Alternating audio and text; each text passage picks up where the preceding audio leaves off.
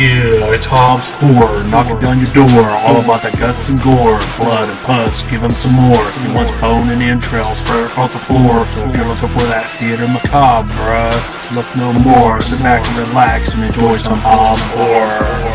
Thank you for watching Hobbs Horror. Yeah, and don't forget to like and subscribe and all that good shit. Good evening, everybody. This is Hobbs Horror back here with you with another horror cult exploitation film. Viewer discretion is advised. We are dealing with extreme horror. If that is not your thing, then you probably want to maybe hold off on this one. But if you just like to hear me ramble and you don't pay attention too much, then this is still going to be a standard review for horror cult exploitation. This is a 2012 film.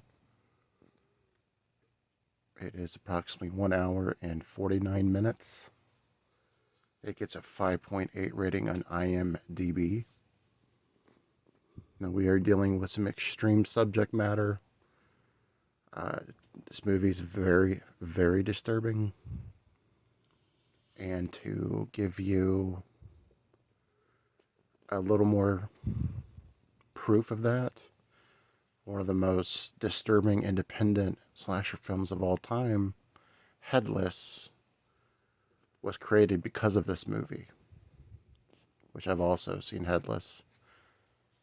So let's talk about Found here. Let's see if I can even show anything from the back here.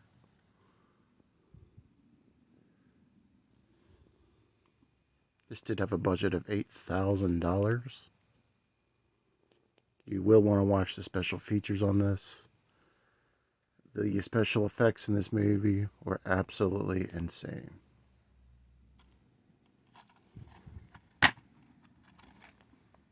For those inside case people, not a whole lot of things to go on the inside, not much artwork or anything.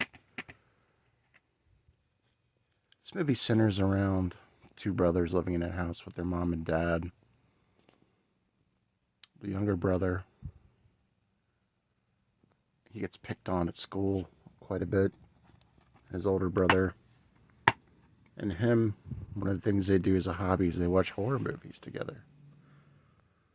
And they smoke together. And keep in mind, the one brother's graduated high school, the other one's right about 11, 12 years old. So he's just in the midst of growing up. And basically there is a secret that the younger brother is keeping. And I'm just going to go right out with it because obviously you can see here. The older brother is a serial killer. And he's bringing heads home and putting them in bowling bags. And his younger brother is disposing of those heads. Now, with that being said, the younger brother is still being picked on at school. He is being neglected by his parents. He's just not getting a lot of love from literally anybody, so he's having his own mental problems. His mother keeps taking away his horror movies. It's a very effed up kind of situation.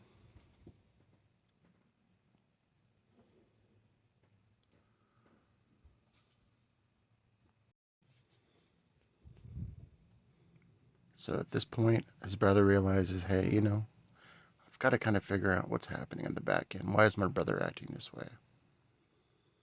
So one day his brother says, you know what, I don't care what you're doing. You can go through my horror movies, find something to watch. As he has company over, he has another friend over, and they watch the movie Headless, which was up until 2015, was just a fictitious movie made in this movie in 2012. But because of this movie, Headless became a full feature-length movie in real life. So they watched that movie and realized that his brother is kind of patterning all of his kills based somewhat off of that film. And very disturbing scenes. We're talking necrophilia, decapitations, body parts being eaten, cannibalism, eyeballs being eaten like marshmallows. Very, very disturbing scenes. Again, with a budget of $8,000, the special effects were insane for this movie. So his brother just keeps killing. Finally, towards the end of the film, things start to go south for the whole family actually in the house. And I'm not going to spoil the ending, but it becomes an absolute bloody mess. But I've already gone into the plot of the film. My thoughts are this movie, acting-wise, is absolutely fantastic as far as acting. I really can't believe what they did with the special effects. They definitely have offensive stuff in it, though, in terms of language. If you're easily offended by certain things, words, then you probably wouldn't want to watch this. If you're offended by gore, extreme horror, you probably wouldn't want to watch this. But if this is something that you like, because this is definitely on a different level of playing field than some may want to go. I review all horror, all levels of horror. That's me. And for me, it was just another movie, but it was really well done. If you go and look at the IMDb, you'll see that this movie affected people for like 3 weeks after they watched it. And like I said, this was the premise for the movie Headless. But the acting between these kids, the brothers and the younger kids, was outstanding. With an $8,000 budget, it just blew me away. And I think Dave Parker, Mr. Parker, he's a well-known horror guy. I believe in the Headless films, he had something to do with those as well. But this movie, highly recommended if you're into extreme horror.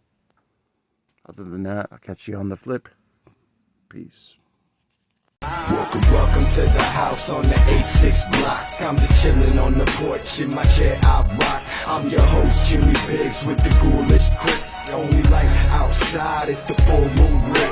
Welcome to a world mixed with evil and good. If you ain't plan on staying, then you misunderstood. This ain't a nightmare, a figment of imagination. Step aside and the house will awaken. Skeleton, play the piano.